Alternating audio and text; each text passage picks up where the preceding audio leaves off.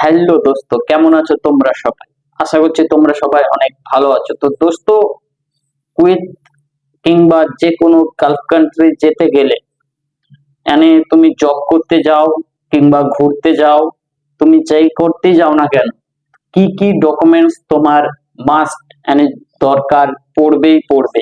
তো আজকের ভিডিওতে সেই সম্পর্কেই তোমাদের সাথে আমি আলোচনা করতে যাচ্ছি।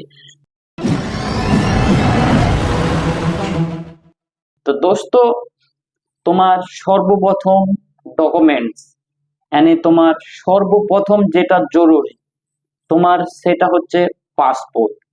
তো পাসপোর্ট তোমার মাস্ট, কেননা তুমি যেখানেই যাও না কেন, তুমি ইন্ডিয়া থেকে বাংলাদেশ কিংবা বাংলাদেশ থেকে ইন্ডিয়া, তুমি যেই কোনো বাইরের কান্ট্রি যেতে গেলে তোমার মাস্ট লাগবে পাসপোর্ট। তো দোস্ত, এক নাম্বার তোমার পাসপোর্ট। তো পাসপোর্টের পরেই তোমার লাগবে ভিসা।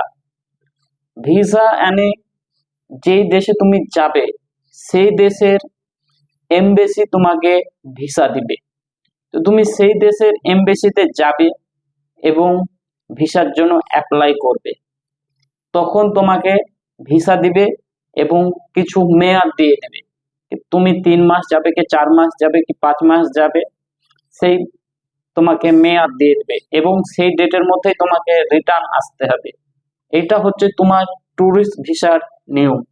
এবার তোমাদের সাথে আলোচনা করব যে কোনো বাইরের দেশে জব করতে গেলে, যেমন আমরা অনেকেই Kuwait, Qatar, Saudi, Dubai, Oman, Bahrain job করতে যাই।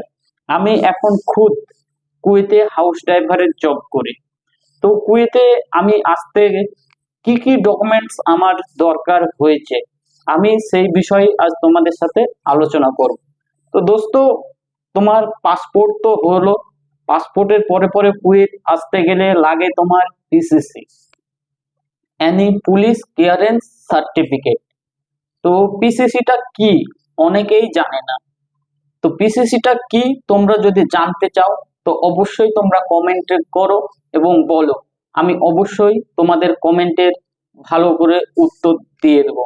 তো দোস্ত, পিসিসি করার পরে তোমার মেন কাজ হয় ভিসা। তো তুমি ভিসাটা কোথায় পাবে? তুমি যদি কোনো এজেন্টের কাছ থেকে নাও কিংবা কোনো অফিস থেকে নাও কিংবা তোমার কোনো রিলেটিভ বন্ধু কিংবা আত্মীয় স্বজন কুয়েতে আছে, তার মাধ্যমে যদি তুমি ভিসা নাও, তো সেই ভিসার জন্য তুমি পিসিসি করবে। তো পিসিসি করার পরে তোমার হবে মেডিকেল। তো মেডিকেল দোস্ত লাগবেই। তুমি কুয়েত আসো, সৌদি যাও, ওমান যাও, দুবাই যাও, বাহরাইন যাও, তুমি যে কোনো কান্ট্রি যাও, তোমার মেডিকেল লাগবে জব করতে গেলে। তো তুমি মেডিকেল ফিট আনফিট সেটা আলাদা ব্যাপার, কিন্তু মেডিকেল তোমার লাগবে। তো মেডিকেল করার পরেই তোমার প্রসেস হয় তোমার স্টাফিং। তো স্টাফিং কোথায় হয়? আমরা কলকাতার থাকি, আমাদের কলকাতা মেডিকেল, কলকাতায় ভিসা স্টাফিং। যদি কলকাতায় না হয় তো তোমাকে যেতে হবে মুম্বাই। তো মুম্বাইয়ে ভিসা স্টাফিং সব জায়গার হয়, যে কোনো কান্ট্রির মুম্বাইয়ে তোমার ভিসা স্টাফিং হয়। তো তুমি মুম্বাই থেকে যদি ভিসা স্টাফিং করো তো অল্প খরচে হয়ে যায় এবং তোমার শেষ প্রসেস হয় টিকিট। টিকিট তুমি এজেন্টের কাছ থেকে ভিসা নিয়ে যদি আসো তো সেই এজেন্টই তোমাকে টিকিট করে দিবে এবং বলে দিবে কোন তারিখে কটার সময় তোমাকে এয়ারপোর্ট যেতে হবে। তো তুমি সেই টাইম মতো এয়ারপোর্ট পৌঁছে যাবে এবং সেই যেই টাইম থাকবে তোমার প্লেন উড়ার, তার 4 ঘন্টা আগে তোমাকে এয়ারপোর্ট যেতে হবে।